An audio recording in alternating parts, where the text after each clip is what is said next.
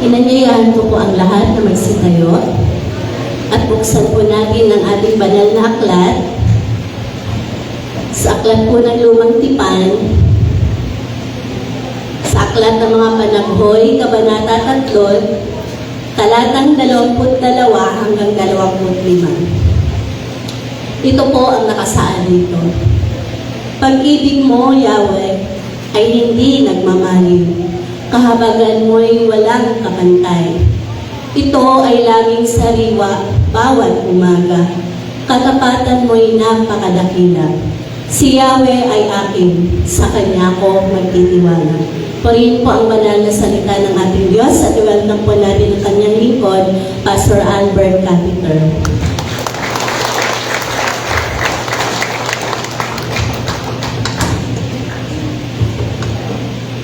Dahil po yung manalangin, pwede po natin po ang ating mga ulo, pikit ang ating mga mata. Handa ng ating respeto sa ating Diyos na buhay. O aming Diyos na buhay, makapangyarihan sa lahat. Kami po ay nagpapasalamat sa muli namin pakikipagnilig sa inyong banal na presensya sa mga ganito. Gabayan niyo po kami sa mensahe ito na kayo lang po ang may taas at wala na pong iba. Sa inyo po namin pinabalikan lahat ng papuri, parangal, pasasalamat sa tanging pangalan ng aming Panginoong Hesus. Ang lahat ay magsabi ng Amen. Palakpakan natin ang Panginoon dahil po makakaupo na.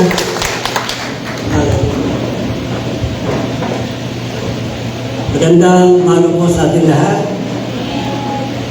Are we blessed? Are we blessed? Amen. Hallelujah. Ang topic po natin ngayong umaga is about gratitude. Kung paano yung gratitude yung ating tema, yung heart of gratitude, itutuloy ko lang sa umaga ito, gratitude for God's faithfulness. Sa buong taon ng 2025, from January up to December. Kaya ito yung mga salita ng Diyos na dapat nagmumula sa atin ang pagbabalik ng parangalan pasasalamat sa bawat araw ng ating buhay. Uulitin ko po, sabi dito sa Lamentation o Panaghoy, chapter 3, verse 22 to 24. Verse 22, pag-ibig mo, Yahweh, ay hindi nagmamaliw, kahabagan mo'y walang kapantay. Ito ay laging sariwa bawat umaga, katapatan mo'y napakadakila. Verse 24, si Yahweh ay akin, sa Kanya ako magtitiwala. Ito yung mga salita na binitawan ni Jeremiah sa panahon ng kanyang mga kasakit sa kanyang puso. Kaya gusto ng Panginoon, bago matapos ang taon, we need to reflect of this passage that we learn how to cultivate thankful hearts. We learn how to cultivate the thankful hearts in our lives, even in challenging times, because God's faithfulness never fails. Ang kabutihan ng Diyos ay hindi naglalaho, hindi nagmamaliw, hindi nawawala. Tuloy-tuloy naranasan natin ang kabutihan ng Panginoon. Kaya laging laman ng ating puso ay laging nagbigay ng parangal at pasasalamat. Ano ba yung gratitude? Gratitude is not about having perfect circumstances. It is recognizing God's goodness in every situation. Good situation, bad situation, always recognize that God is a good God. And in the midst of sorrow, Jeremiah expressed a powerful truth. Ito yun. Pag-ibig mo, Yahweh, ay hindi nagmamali. Walang katapusan ang pag-ibig ng Diyos. Mula noon hanggang ngayon, hanggang sa tayo ay makasama na sa langit, ang Diyos ay laging ang pag-ibig niya hindi nagmamali sa atin. Kaya yung kanyang katapatan ay laging nariyan. Ang kanyang kahabagan ay patuloy na naranasan natin kahit maraming hirap na dinaranas ang mga Kristiyano. Kahit ang mga pagsubok namin, kala natin yung mga challenges, napakahirap. Pero ang challenges, ang mga pagsubok, matatapos. Pero ang pagmamahal ng Diyos, walang katapusan. Walang katapusan yan. Kaya napakalaga. Sabi po ng Malakay, chapter 3, verse 6, Ako, si Yahweh, hindi pa kayo lubusang nalilipol sapagkat hindi ako nagbabago sa aking pangako. Tingnan niyo po yan. Maraming example sa Biblia kung paano ipinakita ng Diyos ang kanyang kahabagan. Una, sa Sodom and Gomorrah. Alam niyo po, sa Sodom and Gomorrah, hindi sana talagang tatapusin at babagsakan ng mga malaking apoy ang Sodom and Gomorrah kung may makita siya kahit isa. Pero si Abraham ay negosasyon sa Panginoon kung meron pang 50, 40, 30, 20, 10, 5 hanggang isa. Yan po yan. Ang isa lang na naroon sa loob na yun ay hindi nagkaroon. Ito ay si Lot. Kaya nung mawala sila, pinalabas, wala nang natira. Kaya binagsakan natin. Pero mahaba din ang Diyos. Kaya ba ito yung katapatan ng Diyos, yung pagbabalik, na kahit tayo napakaraming pinagdaraanan, ang Diyos ay tapat magpakailanman. Kung tayo man hindi tapat, sabi ng Biblia, pero ang Diyos mananatiling tapat sa kanyang mga pangako. Amen? Tapat po ang Diyos. Kaya tingnan niyo po yung salita nyo, ang Diyos ay hindi nagbabago sa kanyang mga pangako. Ang pangako ng Diyos mula Genesis hanggang Revelation, ang mga pangako niyan na kanyang binitawan, hindi niya kalilimutan. Lahat ng pangako niya, nire-respeto ng Diyos. Yan ang sinabi niya sa Isaiah 55:11. Kaya puntahan natin yung tatlong katangian ng katapatan ng Diyos. Simulan natin. Number 1, ano yung katangian ng Diyos? Yung kanyang katapatan. Consistency of His mercy. Pag sinabing consistency, ito ay pananatili ng kanyang kahabagan. Nananatili yung kahabagan ng Diyos. Kaya sabi niya sa verse 22, because of the great love, we are not consumed, for His compassion never fades.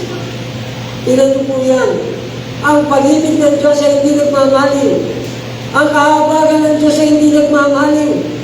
Mahal na mahal niya lahat ng tao. Kaya nga ibigay niya ang kanyang bugtong na anak para ang lahat ay makakilala at magkaroon ng buhay nang walang hanggan. Dahil ang consistency tuloy-tuloy mula noon, is the same, yesterday, today, and forever. Tuloy-tuloy ang pag-ibig ng Diyos. Tuloy-tuloy ang kahabagan ng Diyos at iyon ay hindi nagmamaling. Sabi po ng Hosea, chapter 11, verse 9, hindi ko ipadarama ang bigat ng aking buwan. Hindi ko na muling sisirain ang Ephraim. Tingnan niyo po marami siya, kahit na hirap na ang Panginoon na nakita niya ang kasamaan ng mundo. Pero ang Diyos, grabe yung pagtitimpi. Grabe yung kanyang pagtipigil. Kahit na yung pagkunan ng mundo sa panahon ni Noah, makikita natin na napakatagal na panahon ng mga tao binibigyan ng pagkakataong magsisin. Pinabot ito ng mahigit 100 taon. Dahil nga ganyan ang pag-ibig ng Diyos. Binibigyan niya lahat ng pagkakataong mag-repent. Binibigyan niya lahat ng magbago ng pag-iisip at ng mga puso. Kaya lahat tayo, binibigyan niya ng pagkakataon na makabalik sa Kanya. Sabi nga ng Panginoon sa John 10:10, ang Diyos ay naparito para bigyan tayo ng buhay na ganap at kasiyasiya. Yan ang gusto ng Panginoon. Siya Sabi na, napalito ang mga tupa ay magkaroon ng buhay na masagana, lubos. Kaya kailangan natin makita ito na ang Diyos ay naparito para bigyan tayo ng buhay na ganap at kasiyasiya. Kahit tayo dumaranas ng maraming pagsubok, pero hindi natin napapansin, hindi natin namamalaya na ang Diyos ay laging kasama natin sa bawat pagsubok ng ating mga buhay. Tignan natin yung awit 130, verse 7. Magtiwala ka, Israel. Magtiwala ka kay Yahweh. Matatag at di kukupas ang pagiging niyang dulot. Lagi siyang nakahandang sa sinuman ay kukupas. Tignan niyo po ang lahat ay binibigyan niya ng pagkakataon na laging magtiwala sa Diyos ng lubusan, buong puso at lubusan. Yan ang sinasabi ng Panginoon. At sabi niya rin sa awit 78:38, gayunpaman, palibhasa ay Diyos siyang mahabagin. Ang masamang gawa nila ay kanyang tinatawag pa rin. Dahil lang sa pag-ibig niya, hindi sila wawasakin. Kung siya may nagagalit, hindi kanyang pinipigil. Maraming beses na ipinakita ng Diyos sa mga Israelita. At pinapakita rin sa atin, kung marami man tayong kasawayan, kung marami man tayong mga pagkukulang sa Panginoon, ang Diyos ay grabe yung galing niya, napipigilan niya. Ganyan ang Diyos, mapagmahal na Diyos. Yan yung katangian niya, yung pananatili niya kanyang kahabagan. Kahit marami pa tayong mga pagkukulang, pero gusto niya makabalik tayo na makapagtiwala ng lubusan sa Diyos. Malapit nang bumalik ang Diyos. Malapit na. Ito ang laging sinasabi nila Apostol Pablo. At maraming lingkod na nagsasabi, malapit na. Dalawang bagay na dapat natin gawin sa buhay na kung paano natin maipakita rin yung pagmamahal natin sa Kanya na hindi rin nagmamahal. Number 1, thank God daily for His unending mercy. Thank God for His unending mercy. Pasalamatan natin yung walang katapusang kahabagan ng Diyos.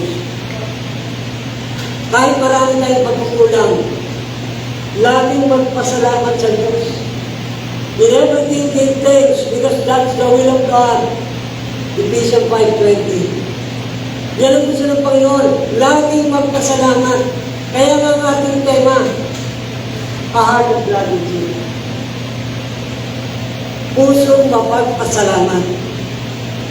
Pusong mapagpakumbaba. Pusong laging gustong sumunod at maglingkod sa Diyos. Kahit no matter what, kahit anong pa sitwasyon, kahit anong pa, walang kondisyon, maglilingkod ako, kung meron ganito, baka naman. Hindi ganun ang paglilingkod. Ang paglilingkod, meron o wala, maglilingkod sa Panginoon. Amen? Number 2, remember that His love sustains you through every trial. Remember that His love sustains us through every trial. Kahit anong trials meron tayo, ang nagsusustain sa atin. Kaya ngayon, matatapos na ang 2025, papasok ang 2026, sinusustain tayo. Amen. Ang Diyos ay gumagawa ng lahat ng magagandang bagay, kahit na nakikita natin parang pangit ang mga nangyayari. Pero huwag natin pasalamatan ang mga trials na dumarating. Ang pasalamatan natin, yung solusyon na ginagawa ng Diyos sa araw-araw sa ating mga buhay. Amen. Amen. Amen. Hallelujah. Palakpakan po natin ang Panginoon. Number 2, the certainty of His provision. Ano yung katiyakan ng kanyang pagpapala, ng kanyang pagsupply, pagtustos, paglaan. Ito yung tatlong kahulugan ng provision ng Panginoon. yung paglalaan ng Panginoon, pagtustos ng Diyos, at pagreserva. The certainty of His provision. Ito po, tiyak ang provision ng Diyos. Nung tayo makakilala, kaya nga sabi ng Panginoon, napalito ako para bigyan kayo ng buhay na ganap. At kasi siya, ibig sabihin, complete provision ng ating Panginoon. Sabi niya sa Philippians, needs. Lahat ng needs natin, physical needs, emotional needs, financial needs, spiritual needs, lahat kayang i-provide ng Panginoon. Natitiyak natin ang Diyos nung tayo maging anak niya. Kahit may pagkukulang pa tayo, pero dahil pinangako niya, tapat ang Diyos sa kanyang mga pangako. Kaya kala natin, hindi natin ina-expect yung mga darating ng blessing. Na kahit may pagkukulang, bakit dumarating? Kahit may pagkakamali, dumarating. Kasi nga hindi niya pwedeng bawiin ng Diyos ang kanyang mga pangako. Tapat ang Diyos sa kanyang pangako, hindi bitawan. Totoo pong salita ng Diyos, mapanghahawakan natin. Kaya nga lahat ng nananalig sa salita ng Diyos, kaya men shall not live by bread alone, but by every word proceed from the mouth of God. Yan ang Panginoon. The provision of food and water is essential.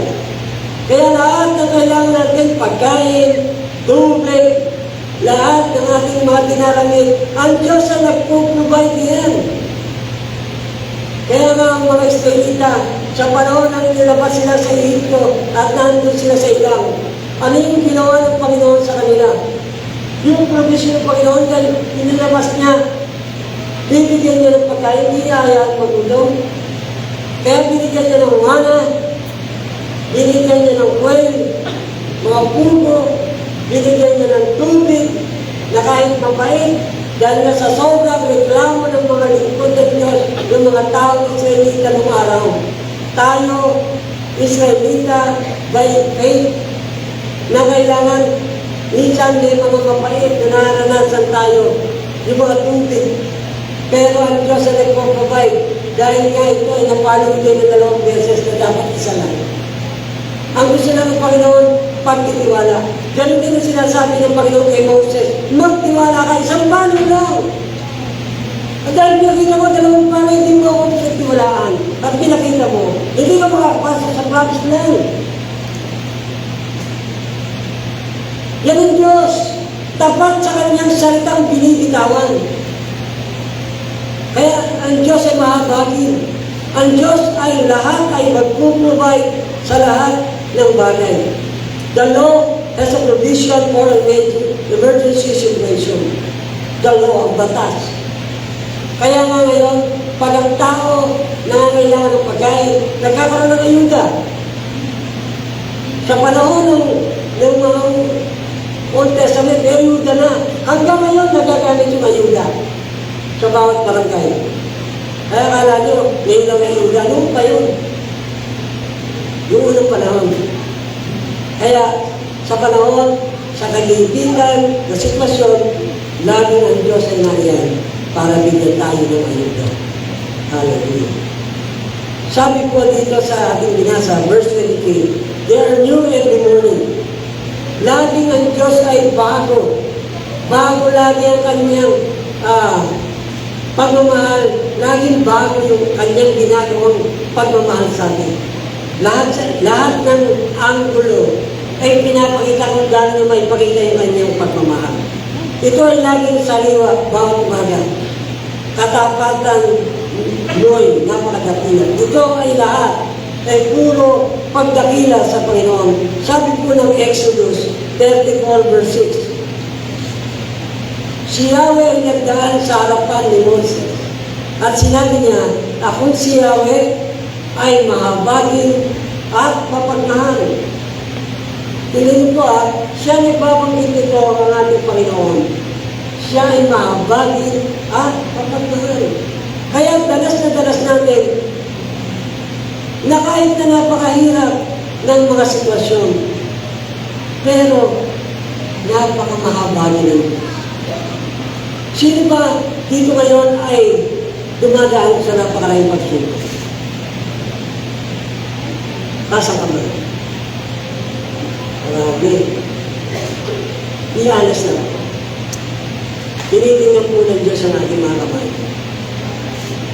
Sino po yung dumaranas sa maraming pagsubok sa oras na ito? Taas ang kamay. Ang Diyos ay nakatingin sa inyong mga kamay. Talagang gusto niya, yung kanyang paglalaan, yung tinatawag na allocation, yung kanyang pag-supply ng mga pagpapala ng Diyos, at yung reserva ng Diyos. Naka-reserve yung mga pagpapala na gusto ibigay ng Panginoon. Kaya tiyak ito, yung kanyang provision sa kanyang mga anak. Kaya lahat tayo, sabi ng Panginoon, ako'y nananatiling tapat.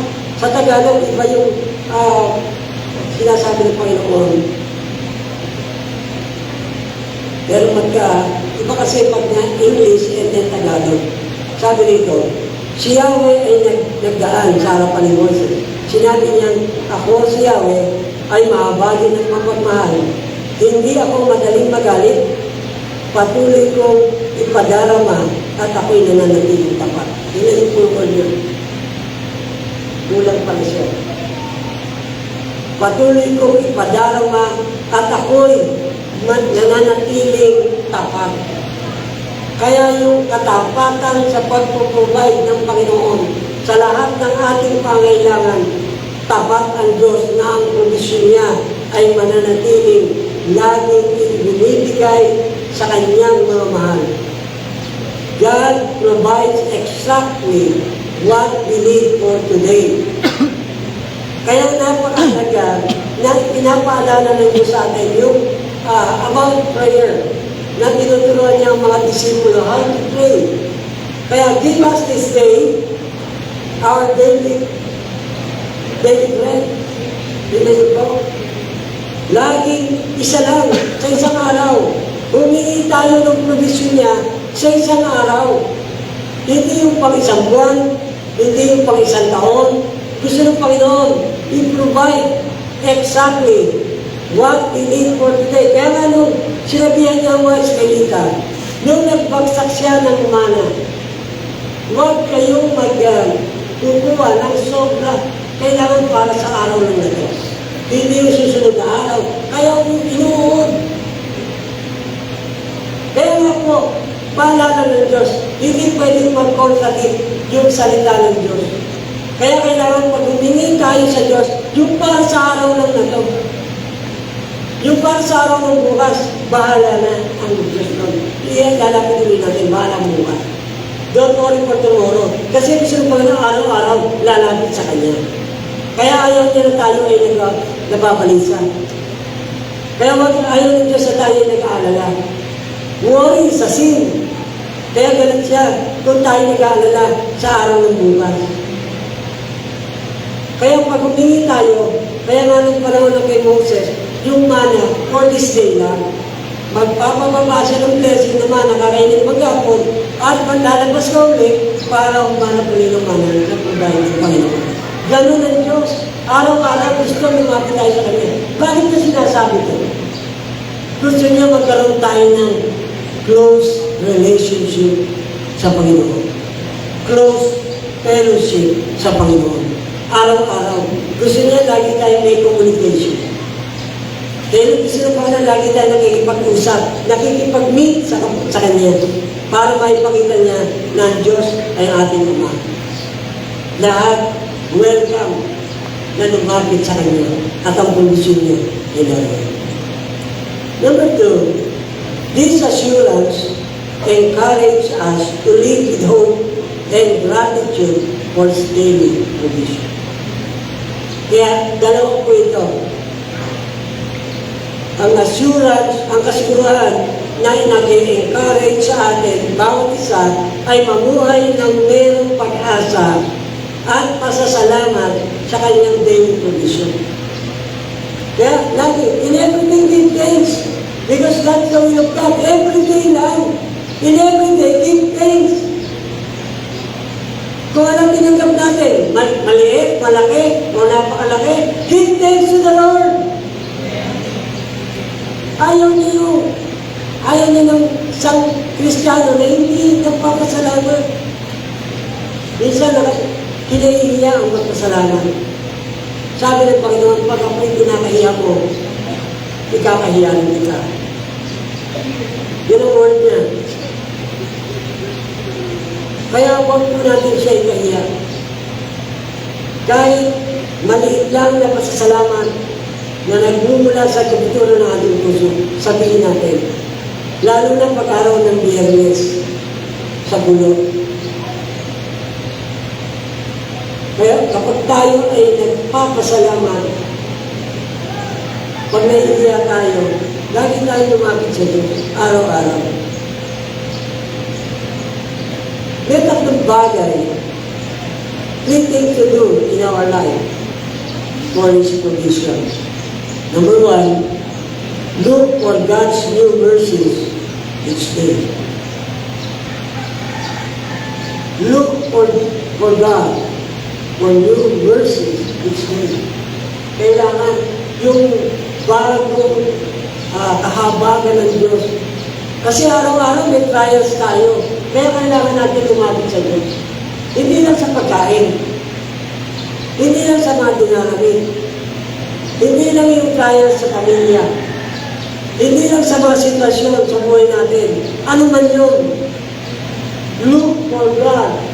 New mercies each day. Araw-araw. Number two, approach every morning with a grateful heart. Laging kausapin ng Diyos. Bawat umaga, pagising pa lang, Lord, thank you. Salamat, Lord, sa panibagong buhay. Lord, salamat nagising pa kami dahil mayroon kang purpose kung bakit ako nagising. Yun ang maganda eh. Yun ang gusto ng Panginoon. Close friendship. Kahit kami, kahit ako, may mga pinagdaraanan kami. We approach God. We approach God. The Lord, tulungan mo kami. Tulungan mo po ako. Ito yung sitwasyon namin. Kahabagan mo kami, Panginoon. Kaya hindi ko lang ito pinipreach. Kailangan buhay natin. Approach God every morning with a grateful heart. Number three, trusting in His provision. Trusting in His provision. Magtiwala sa Kanyang pagtustos, pag-supply. Sabi ng Panginoon sa Hebrews 4:16, huwag at to believe, lumapit sa mahabaging presensya ng Diyos, sa mahabaging trono ng Diyos. Sa panahon na kailangan natin ng gabay, ang kalinga, ang tulong, nariyan ang Diyos. Amen? Ang gusto lang niya, magtiwala sa Kanyang provision. My God! Kaya nga bakit sinabi sa Philippians, my God, gusto niya, angkinin mo ang Diyos at aangkinin ka ng Diyos. Kung mahal mo ang Diyos, mamahalin ka ng Diyos.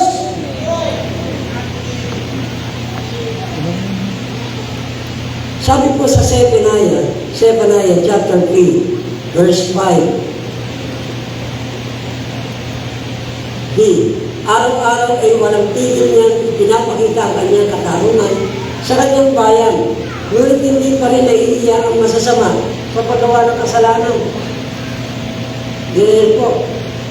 Pero ang hinahanap ng Diyos, ang Diyos ay laging pinapakita niya ang kanyang katarungan.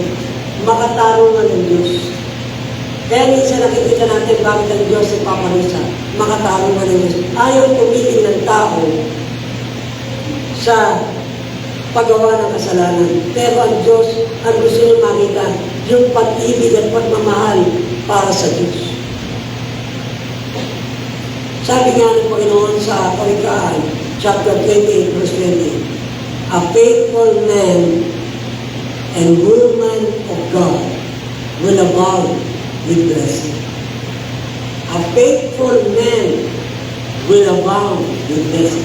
Kasi pag sinabing men, kasama doon ang mga babae. A faithful man and woman of God will abound with blessing. Kaya kung tayo mananatiling tapat, yan ang Diyos tapat sa kanyang provisyon, tiyak ang kanyang mga provisyon. Sabi ng Panginoon sa 2 Chronicle 16:9, ang Diyos ay tapat. Tinitingnan niya ang mga mabuti, mga matuwid, at mga masama. Tinitingnan niya. Lalo na natutuwa siya. Kaya ano ang Malakay chapter 3, verse 16 to 18, makita niya, yung mga nag-uusap tungkol sa Panginoon, yung lahat na gumagawa, sabi niya, kilala ko ito eh. Kilala ko yan. Yung mga nag-uusap yan para sa akin. Sabi niya, ihiwalay niya, ibubuhat niya, ipapakita niya kung yung mga taong naglilingkod, na nagmamahal, at yung mga taong hindi naglilingkod. Ganyan ang Diyos. Kaya mas grabe ang ginagawa niyang pag-supply ng mga pangailangan, lalo na sa mga naglilingkod sa Panginoon. Kaya nga tayo, ang paglilingkod, tatlong bagay lang. Requirements. Number one, sa paglilingkod, tatlo lang. Humility, na kailangan manatili. Humbleness.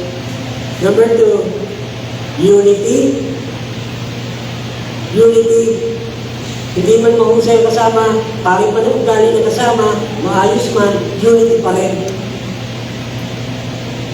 Number three, obedience in the power of the Holy Spirit. Obedience.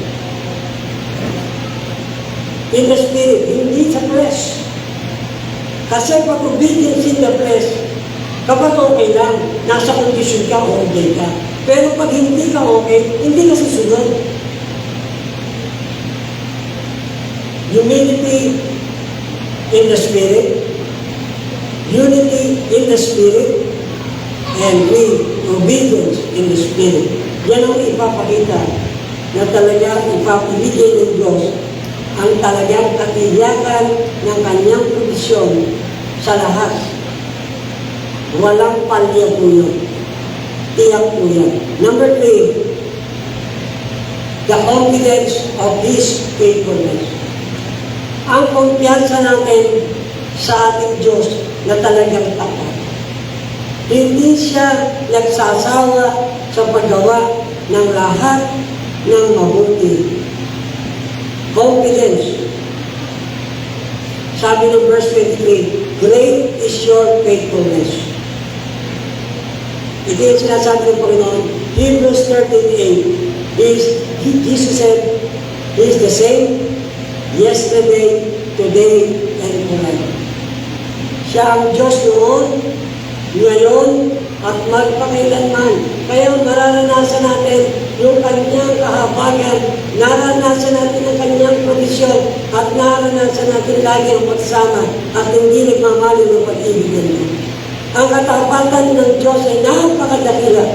Nakakasiguro tayo sa kanyang katapatan. Amen.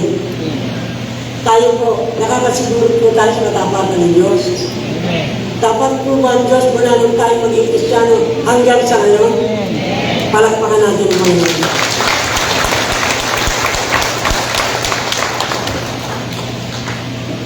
Sabi ng ulit-ulit, Exodus 34 verse 6b.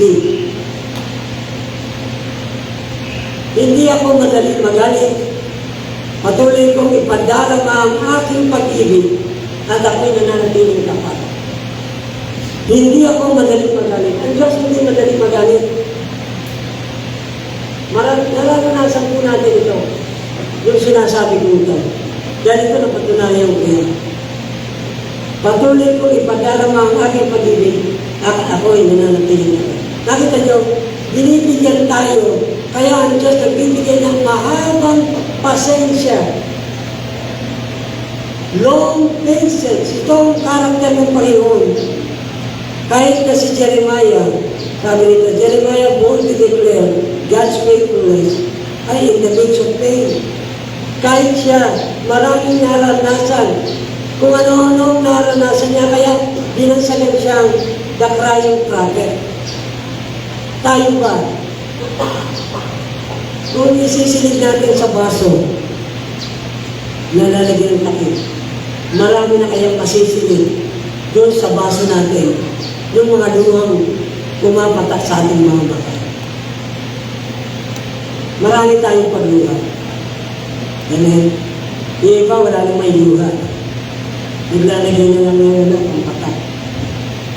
Ako, maraming beses ako nalagay ng umiiyak, pero ang Diyos, kapag umiiyak ang lalaki, hindi po pahit yun. Okay po yun sa Diyos. Kasi sabi, lalaki ako, hindi ako iiyak. Hindi po yun. Hindi ko nakikita pagkalalaki sa pag-iyak. Pag hindi iiyak, lalaki kasi ako, hindi. Umiyak tayo sa Diyos. Ang Diyos ay madaling lumuhalay pag nakikita niya. Nalulungkot ang Diyos. Ang Diyos nananalangin din sa atin kapag tayo ay nasa mga pagsubok. Tinutulungan tayo. Gumagamit siya ng mga tao.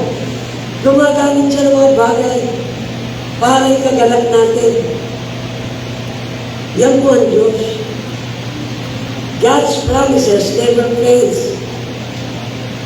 Ang pag-ibig ng Diyos ay hindi nagmamaling.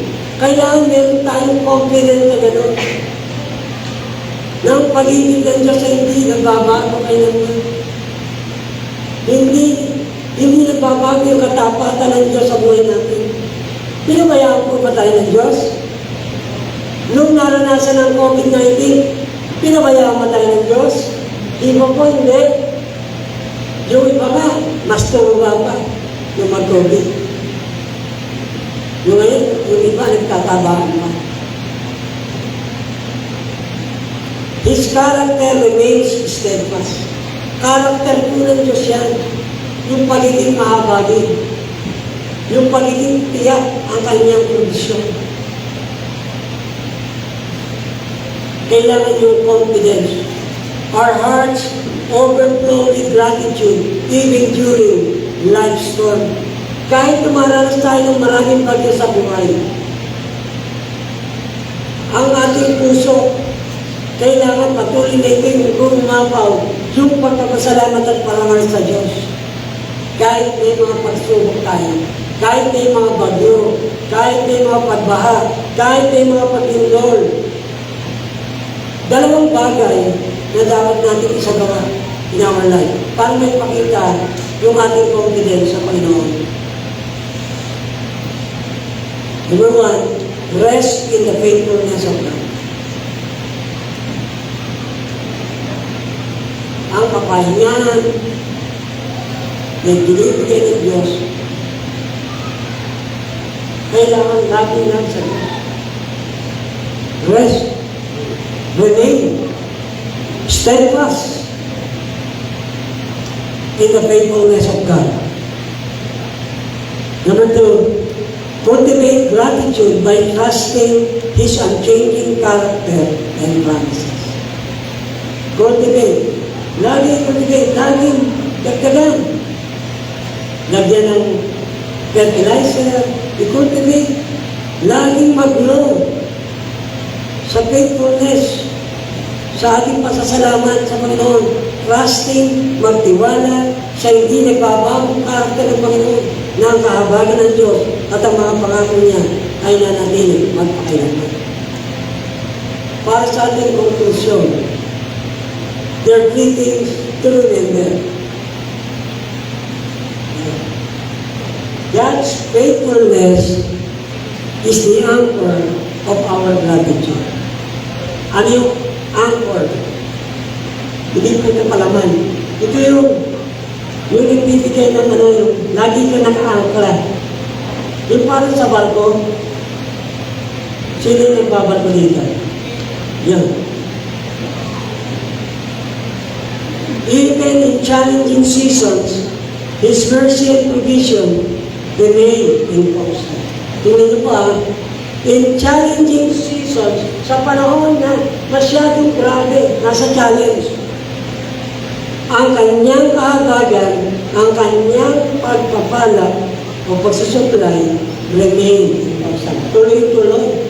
Pag sinabing constant, consistent, tuloy-tuloy na ginagawa ng Diyos kahabagan niya araw-araw.